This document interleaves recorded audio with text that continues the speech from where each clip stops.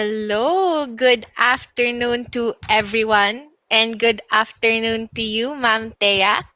Good afternoon, Danica, and good afternoon, everyone. It's nice to see you. It's nice to finally have you in one of these webinars. Kumusta ka na? I'm okay. We're still in the pandemic, and you know how it is when you're locked up at home. What about you, Danica? How are you? Ayun, okay naman ako. It's just that, I've been experiencing some things the past few days. I've realized a lot of things. You know how I started MG.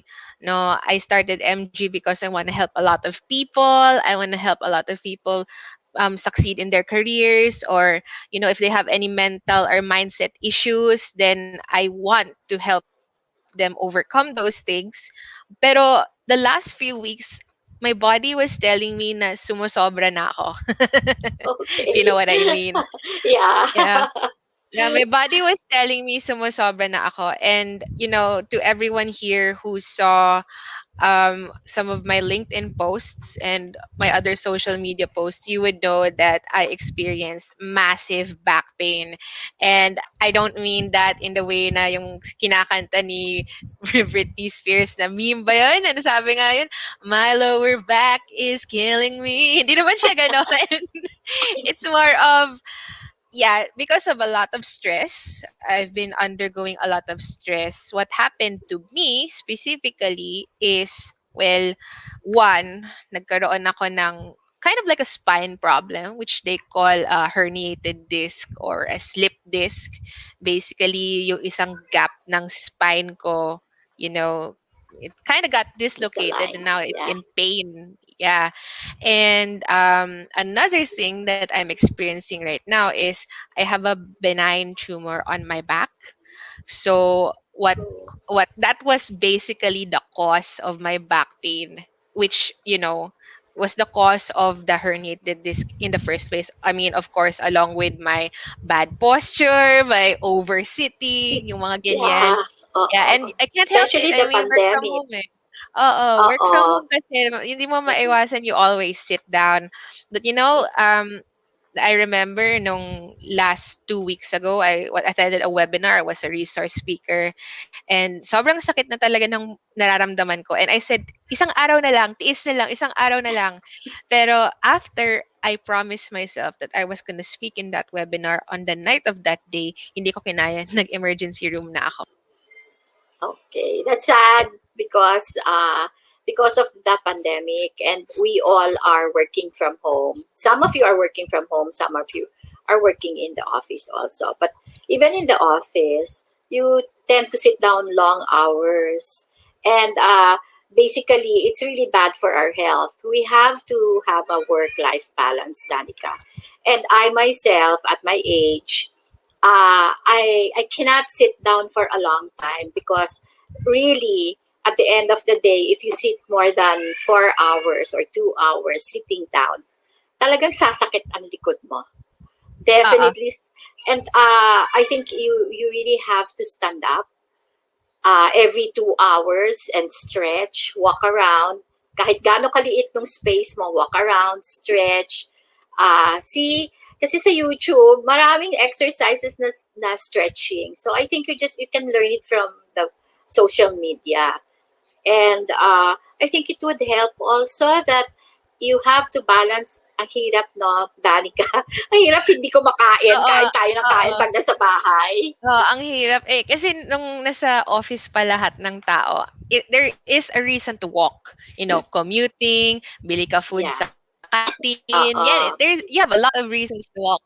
Pero ngayon, ang liit lang ng bahay ng ibang tao. And well, house is smaller than the office.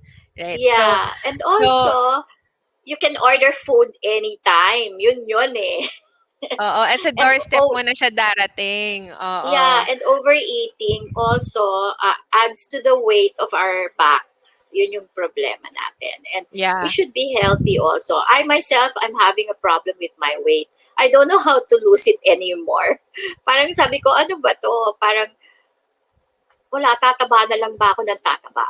Ganun lang yung feeling ko. Sabi ko, So, so ka, what did you find out? How did no, you cope with that? actually, Actually, I remembered when I went to for vaccination, the ER doctor is a friend of mine. So sabi niya, you know what, sabi niya gano'n, you just walk. You try to walk around. Kahit na gaano kaliit, you just walk around your house. Tapos every 20 minutes, yun yung sinasabi niya, every 20 minutes, mag-stretching tayo. But you know, when you're immersed with your work, sobrang kang focus. Pag tumayo ka, makakalimutan mo na yung gagawin mo. So sabi niya, basta remember, if you can, di ba meron ngayon yung table na aakyat? Standing desk, Standing oo. desk. So sabi niya, you can do that. You can work standing up. But you know, if you have a small space, dagdag ng furnitures, it's so hard. So, Oo, oo. ang ano na lang talaga is you stand up, you stretch. Like me, when I have a meeting, I stand up, papatayin ko yung camera ko, I stand up, I stretch, and drink a lot of water. That's Yeah, very important. Don't drink yeah, colored food. Kasi talaga yeah. nakaka-gain ng weight yon. At saka hindi siya healthy. Oo. Oo, hindi healthy. Tapos, balance talaga, work-life. We need the work-life balance. After a day's work, just make sure you have boundaries also, Danica. Kasi you know, ang phones natin is very accessible. The That's true. notifications, maybe you can turn off the notifications by 5 o'clock or 6 o'clock if the latest. Nako, nako guilty. Nahuli mo kasi ako nung 3 AM Ah, nagtatrabaho pa rin ako. oo. sabi ko nga, sabi ko kasi ako, matutulog ako maaga. Pero, you know, as you grow older, minsan, pag maaga ka natulog, maaga ka nagigising. So, minsan 6 hours is enough. But for you, we should sleep at least 8 hours. Oo, oo. That's Tapos, true. ayun nga, when you wake up at night, for example, you want to go to the bathroom, huwag kang hahawak ng phone. Never hold the phone. Leave your phone far. Outside. So, hindi kayang abutin. Kasi, you know, when it's a melatonin, you have to close your eyes to produce that melatonin also. Kasi pag may light, it affects our sleep also. Yeah, that's true. And Oo. I have eye problems na rin. Yeah, Kaya totoo kaya meron yan. akong glasses ngayon.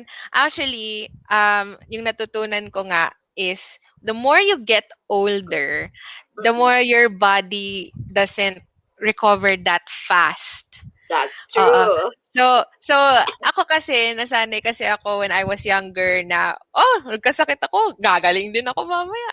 Yeah. Yan, At sanay saka ako sa sanay sa gano'n. puyat. Sanay sa puyat when Oo. you were Kasi younger, di kaya ba? pa noon. Tapos Mm-mm. nadala yung mindset na yun na, "I'll be okay." Tapos biglang you're not.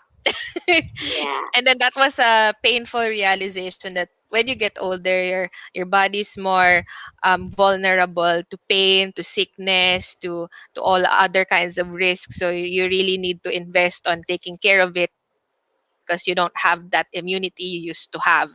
'Di ba? That's true. And parang it's like a car engine. It grows old, and you have to Yeah. listen, and you really have to listen to your body. If your body is asking for rest, you really have to rest. Kasi once you stretch it, magkakasakit ka talaga. That's true. That's Mm-mm. so true. Actually, I've been looking for ways to actually solve my pain, my problem, and my back. Okay. So I've been exploring a lot of things, and besides exploring solutions, I was able to identify some things that I should have, give more value to. For example, savings or money or financial instruments that can help you sustain yourself in times where you're not allowed to not spend. Pag nagkasakit ka, you really need to spend. So that really made me value my money. Kasi, when you're younger, you're really wala, waldas ka talaga ng pera kasi for you, Yeah. invincible ka eh. Hindi mo naman, pag ayaw mo siya gastusin, hindi mo kailangan gastusin kasi hindi ka naman ganun kasakitin dati. But when you get older, sickness is more, possible. So it would be good to have savings. No? So what's your advice on that, Ma'am Thea? Yeah, with savings, I think we were not taught how to manage our finances. But now I think in other schools, the younger they are, I think in grade 5, they are being taught to how to invest and how to save. So I think every month, for example, you have a, kasi lalo na mga freelance, di ba? Pag freelance worker ka, you really have to protect yourself. You have to pay your taxes. You have to pay your PhilHealth. Kasi yung PhilHealth, once you get sick and get hospitalized, they will reimburse a part of your Yeah, hospitalization. that's Malaking right. bagay yon. And then, pay your SSS also. Kasi it's like a savings na may ano yan eh, you can get an emergency fund when you need it, you can loan. So every year you can loan tapos 24 months to pay. And also maybe if you get, for example, usually minsan meron kang malaking project, may natanggap ka. Make sure that you put a part in a savings account. Or if you know how to play stocks, then try to play stocks. Kasi Yeah. meron, tsaka I'm sure you have friends that can help you with that. May mga brokers naman kayong friend that can help you with that. Kasi in the long run, whatever you save for a rainy day because like this pandemic, what happened to us? Even the rich companies had to stop their work, their production and everything. Tapos kung Walang wala silang pumapasok na pera. walang papasok na pera. So kung wala silang savings, paano nila masusustain na sweldohan yung mga tao, di ba? Lucky na lang, we are lucky if you're in the educational institution kasi an essential. Yes. You can Yes. you can continue working online. Especially yung mga nasa freelance sa gaya natin, virtual academy, coaching, you can do it online. So, if you have money every month kahit gaano kaliit, maybe 5-10% put aside so you can save tapos do talagang hindi mo gagalawin 'yon. Something that you won't spend or maybe invest in insurance or medical insurance also. The medical insurance is a lot of help. Like for example, kasi ngayon, when you get sick, you really have to go to the doctor. Hindi Yeah. tayo pwede, Hindi hindi ka pwede tayo pwede magsabing, "Ayoko." mag-self-medicate. Kasi Oo. nakakatakot. Nakakatakot Yeah. kasi mahirap yung grabe na yung sakit mo tapos tsaka ka Oo. pupunta sa ospital. That's too That is, expensive. that's more cost. Oo, Oo. tama. So, prevention talaga. Prevention, Mm. prevent yourself from getting sick and Yeah. parang getting more, hindi mo alam eh, kasi kaya kailangan kung meron kang health insurance, you pay it yearly, you have your checkup every 6 months, Mm. para hindi rin sayang yung binabayad mo kasi pag wala kang insurance, ang mahal ng blood exam. Well, mga 5,000 yata yung complete blood Oo, exam. oo. Pero pag Totoo. may insurance ka, it will take care of everything. And pag emergency, hindi ka kailangan mag-shell off ng money. Yes. Yes. Somebody's covering it for you. Yeah, and it's I think it's better kasi at least kahit 100,000, 80,000, 100,000 coverage, that's good enough for mild sickness. Yeah, that's correct. Oo. And ang maganda, when you take care of your finances, you take care of your physical health, mental health, Mental and health. emotional health, and Yeah. also spiritual health, which are some Oo. of the things that I also figured out when I was going through this pain in my back. No, so what I realized is that you have to really take care of all of the external factors from your body so that it can take care of you. What am I trying to say? For example, um, your relationships with people, the money that you have, your career, you have to take care of all of those things so it can contribute to your spiritual, emotional, mental, and physical health. I mean, we talked about finances, but let's talk about relationships. I mean, we've always talked about career, but let's talk about the relationship and how it affects us, right? But because everything's connected, if we don't take care of at least one of these things, it will fall back into the other aspects of our life. like the career, right? So Yeah. let's talk about relationships. So sure, relationships are your office mates, your family, your friends, your jowa, or if you're married to this person, you really need to take care of your relationship with them because, naririnig natin na inaway nila yung asawa nila sa bahay tapos pagpunta sa work, parang napaka unproductive nila and inaaway na rin nila yung office mates nila. How many times have we heard of those kinds of things? And maliban sa it hurts your relationships with people, it hurts you internally. And you won't like that life, 'di ba? 'Di ba? And it Anong tingin mo affects, doon? yeah, it affects your work when you're not in good in a good position. Any which way, if you feel sad, if you feel mad, if you feel angry, when you go to work, dala mo yon eh. Mm. So, minsan, sometimes you have to take things lightly. We cannot be sensitive with everything. It's not all about us. It's Yes. about the other person also. So, Yes. maybe we have to learn how to stop and count and also think about what was really happening. Ano ba yung root cause nung argument, diba? You Yes. have to Yes. go deeper. And understanding the other person takes a lot of effort also for And us. empathy. Yeah. Oo, yun. And compassion also. Kasi, look ha, I'm married. This is just an example. I'm married. Of course, your husband is the breadwinner. Even though I'm working, he's the breadwinner. And if things are not going well for your husband, for example, yung negosyo niya nagsarado, just be there to support them. Kasi, mahirap maging breadwinner ng family. We Yeah. have to always take into consideration that mas stressful sa kanila kasi in our society, Philippine society, men should be the breadwinner. Men should carry the family. But at the end of the day, it's not like that now. We should be there to help each other. Di ba kayo nga ngayon? I think, Danica, pag nagde-date kayo ngayon, before, pag nagde-date kami, lalaki nagbabayad lahat. Now, alam ko, share na. Share Diba? either share either siya minsan or Or minsan ikaw ako talaga. minsan. Ako Oo. lahat. Diba? Ganon yon eh. So, pag ganon, in a relationship, it takes two to tango. Pag Yes. nagkakaroon ng problema, it's not only the other person. You have to look at yourself. Yes. Yes. And Exactly. sometimes you really, siguro dumadating sa akin yung pagiging counselor ko kasi I look through, why is he like that? You have to think about it. Why is he like that? Where is he coming from? Kasi Tama. minsan, yung kinalakihan nila, makikita mo umuulit. It repeats Ah. itself. So you just have to understand and maybe talk about it. Communication is an important tool Yeah. for a Yeah. good relationship.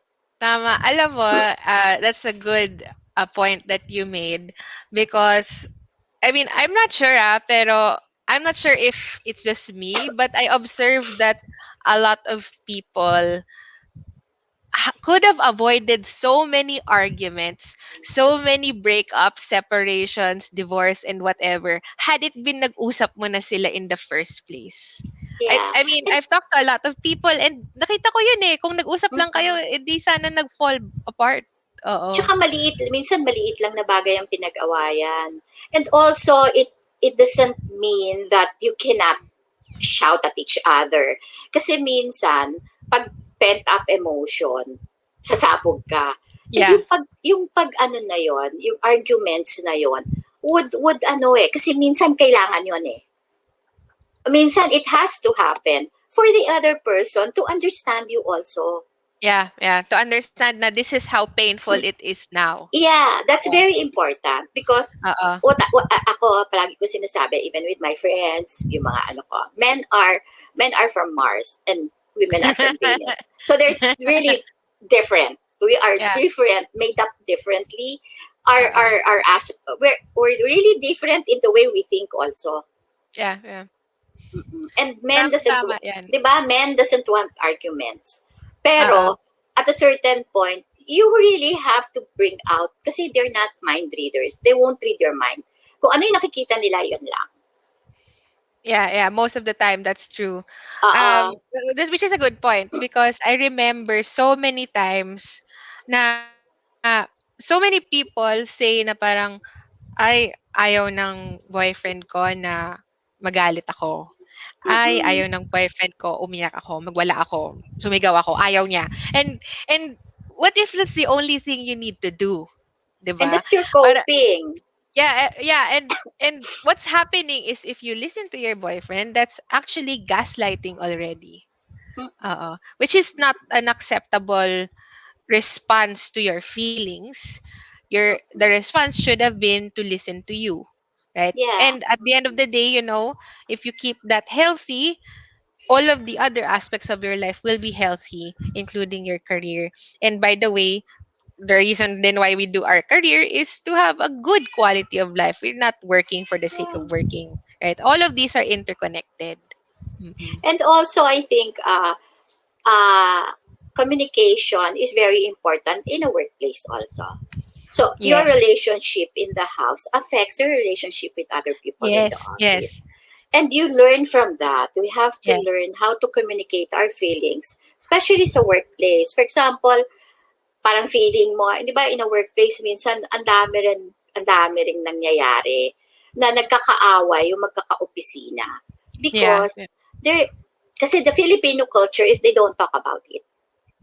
yeah. Kumbaga, Parang and you just awkward, parang oo, ganon. tsaka you don't gossip about, you don't, ako sa akin, you don't gossip about it. Go to that person, tell her how you felt about what she did. If she did something wrong to you, I think you just have to be straightforward kasi what do you call this? Parang you have to be open. Kasi good relationships also, good work relationships would end up to be a productive office. That's right, So, that's right. mm-mm.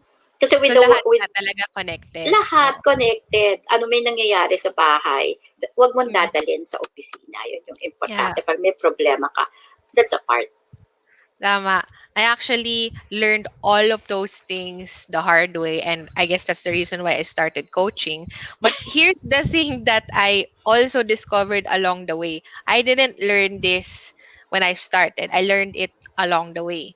When you Mm-mm. take care of all of the other aspects of your life, not just your career, you open up another maturity level in you, Mm-mm. and that maturity level makes you okay. If you're really concerned about your career, it will make you a higher performing individual. But if you're Mm-mm. somebody who's actually concerned about wanting to live your life to the fullest, opening up that maturity level gives you more peace, more Yeah. gratitude, and Mm-mm. love for life, right? so Mm-mm.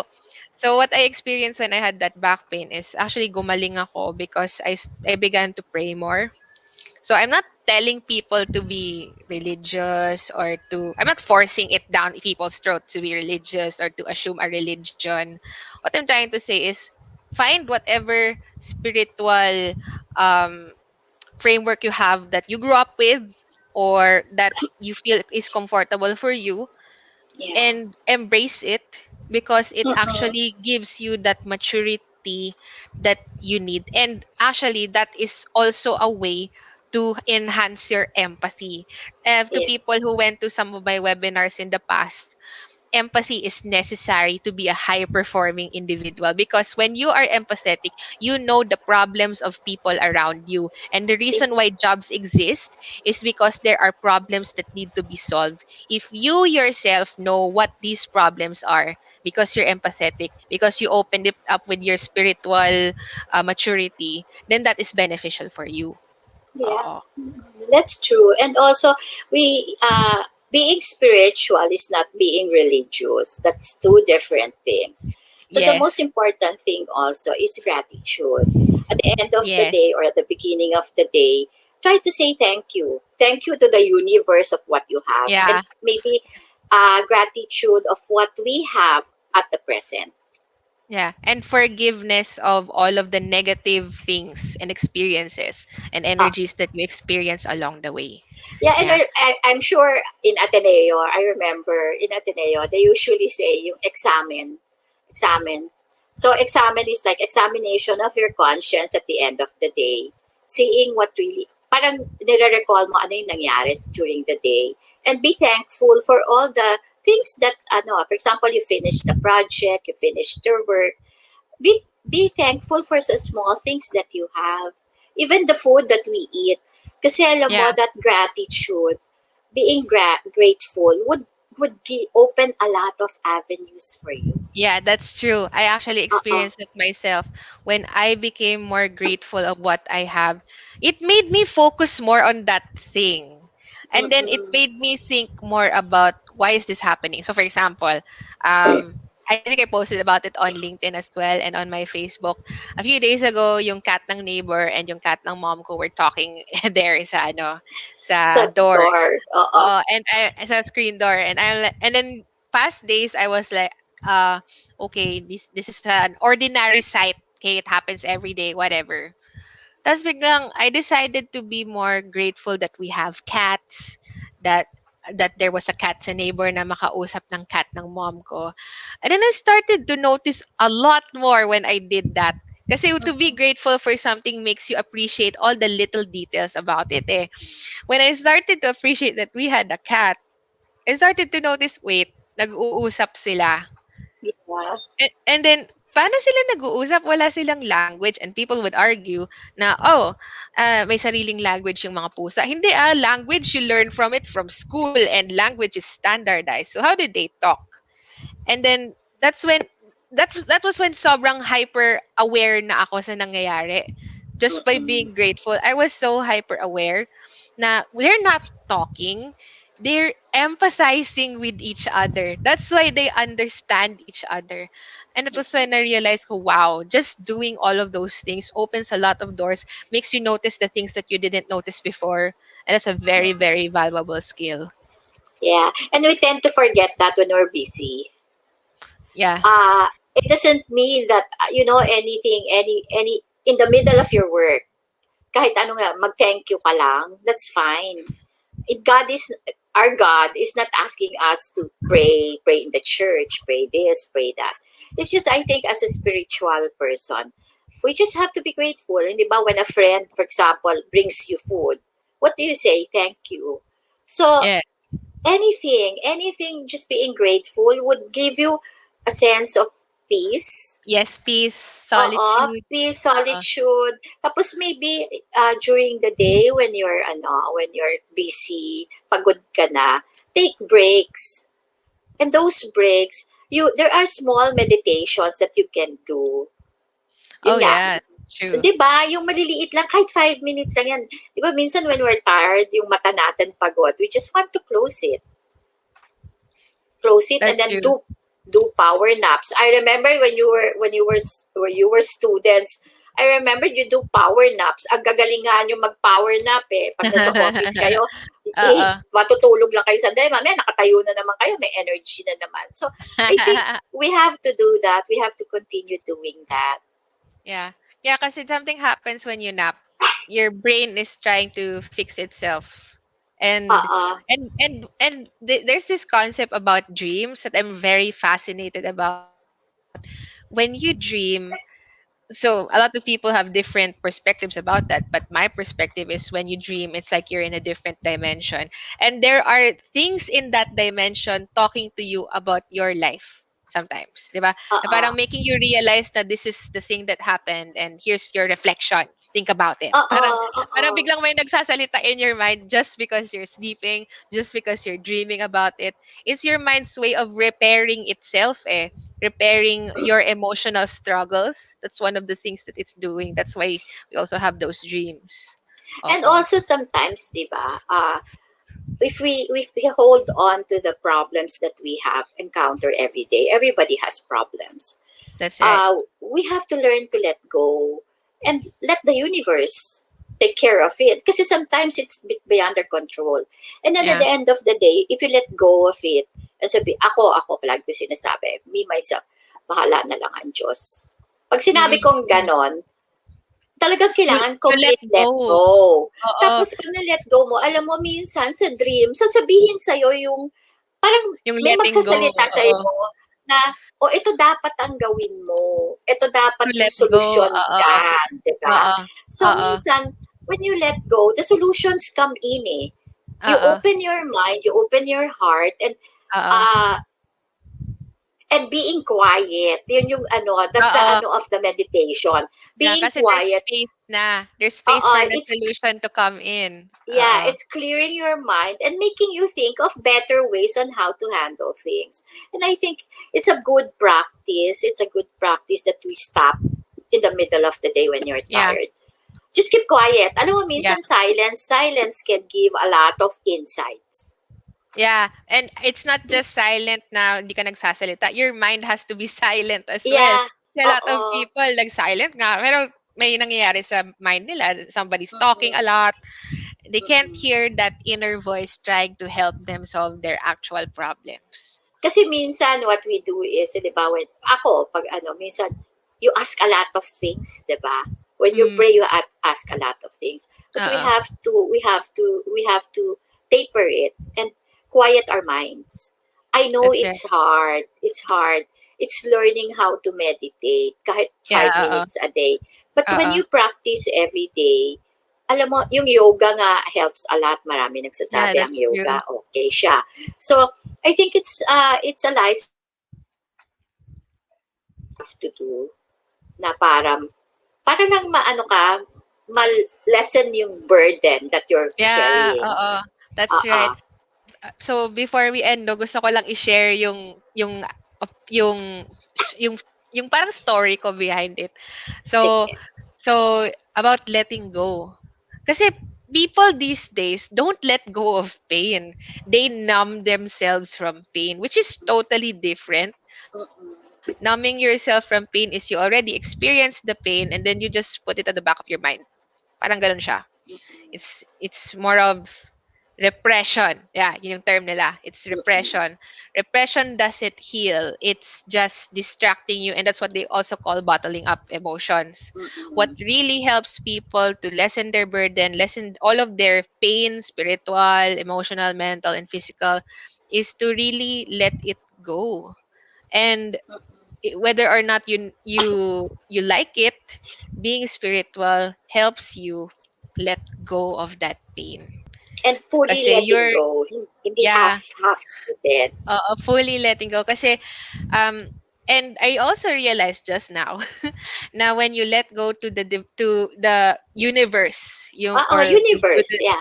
to the divine body or to God, na you, if you let go of all of your pain to them or to him, you you trust somehow that somebody's gonna take it away from you. Kasi if you just numb yourself or repress, you're trusting yourself to remove it from yourself, which is not possible.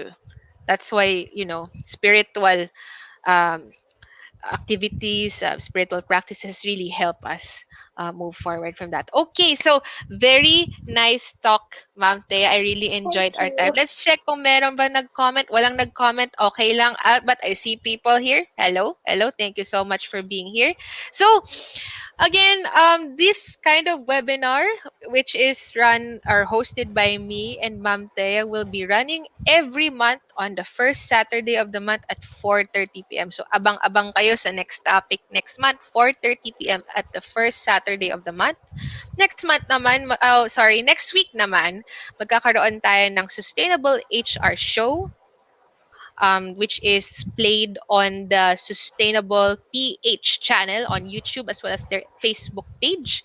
And yung kasama ko naman doon is si Rickson and Ren. We talk about good sustainable HR practices, and that's where we also get some guests, right?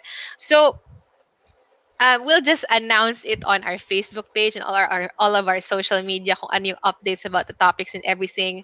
But before we end here, I just want to share to everyone, don't forget we have a 6-6 promo that will be announced later at midnight. Keep yourselves posted. Ano yung surprise, Danica? Ay secret, magising na lang kayo. Wait na lang kayo ng 12 midnight. Kaya nyo nga mag-wait sa mga Shopee tsaka sa Lazada. Sabay mo na lang. Nyo rin yung amin. Wait for the announcement. Yes, yes, that's right. Wait for the announcement at midnight. You will really, really love the announcement later at midnight. Okay, second on the list is our career coaching programs are going to undergo a major revamp this July. So I personally, with the executive board, are revamping our program content and mechanics to be more beneficial for our clients. And in that regard, that also means, our prices will go up kasi may additional features na this time. So, Yeah. if you're looking into just career coaching without the other additional features, which is, by the way, the ebook and the online course, you can avail of the program at its current rate up until June 15. Right? So enjoy the current rates. If you really just want that feature, it's up until June 15 na lang yung rates namin, Yeah. or yung Go, yung go and acceptance namin for enroll. the current rates. Yes, that's right. Enroll na. Oo. Oo, enroll na kasi, sa new revamped career coaching program, Ma'am Thea will be actively coaching people this time. So you can have her as your coach for the new and improved career coaching program. Okay, third on the list, our VCA community or Virtual Career Academy community is upgrading as well. So sa mga nakakita sa VCA community lately, I think you noticed that we already have a content library. So that contains all of our past webinars, Yes. podcasts, and ganyan. And, meron ding premium version, but, wait for that muna. Just enjoy the basic ones that you can watch anytime using our platform. Yeah. Try to Ayan. watch it and you'll gain a lot of insights from there and you'll learn a lot. And it will Tama. help you grow. Yes, yes. Not just in your career, but your entire life. I think a lot of our clients have already said yung career coaching namin is very unique. It's not just about career advice, telling you to do this in Do front of the HR this. Yeah. professional, or this is how you plan your job search. Hindi. That's not what we do here lang. What we also help in is we are an overall life coach. That's why we're having this webinar in the first place, to show you that we're an overall life coach. We touch all the other aspects of your life. It just so happens that the main focus is careers, and then we swarm into the other aspects of your life to see how it's affecting your career and how you should take care of those things to make your career healthy. Yeah. Ayan. It's Okay. holistic. Actually, Danica, it's Holistic. holistic. Yeah. It's a Yes. very holistic Yes. I program. like that word, holistic, which we will Mm-mm. use next month. Thanks for the idea. Yes. Oo. Holistic program. Holistic career coaching program. Ayan. Yeah. And And lastly, we build relationships also, Danica. yes, When we end the coaching career, we are still available for questions and if they need some, yes, yes. we It's are a always there for perpetual them. support. For as Yeah. long as you're in our community, it is perpetual support. Mm-mm. Okay. And lastly, if you need some support, so yes, we have a lot of support here, but yung pinakamabenta ngayon na support is our discovery calls that are 30 minutes each. It's at 450 pesos right now. Sobrang mabenta siya. I think we were able to have 12 people book this week. That was Wow. amazing. Thank you, Yeah. everyone. Thank you, everyone, for your interest in booking us. 12 people this week lang. We look forward to the next days for those who will be booking these 30-minute discovery calls. Just so you know, ako muna yung coach this month for the discovery calls. If you want to have discovery calls with the other coaches, that will be available next month in our new and improved career coaching program. And now, if you really want to book, you can just go to our website down below if you see that, metamorphosis-group.org. Or Go to that, and on the first page you will see the book a call button. Just click that, answer the form, and wait for someone to email you to successfully book you for a discovery call. Ayan. Any last things you want to share, Ma'am Thea, before we end here? just with this wellness, this is it's very important that we take care of ourselves and listen to what your body says. Where our body reacts to external stimulus. So we just have to take care of ourselves. If you feel not if you feel like not working for that day, stop. Go and relax. Kasi madali naman Tama. tumabol Tama. ng trabaho. Oo. Yeah, Basta listen to pag your yun ang body. pakiramdam, listen to your body and do what you think that would be healthy for you. And thank you for coming and Yes, thank you for yes. listening. And anytime you Yes, can thank you call everyone. Danica. Mhm. Mhm. Yes, Thank and if you. you have follow-up questions, no, kasi right now walang questions, but if ever you're watching this, the recorded version, and you want to ask questions, feel free to just comment on this video post, and we will entertain your questions through PubMats in the coming days. Okay. Sige. Thank you everyone Thank for you. coming, and you have a good Saturday. You Bye. too. Thank you. Bye bye.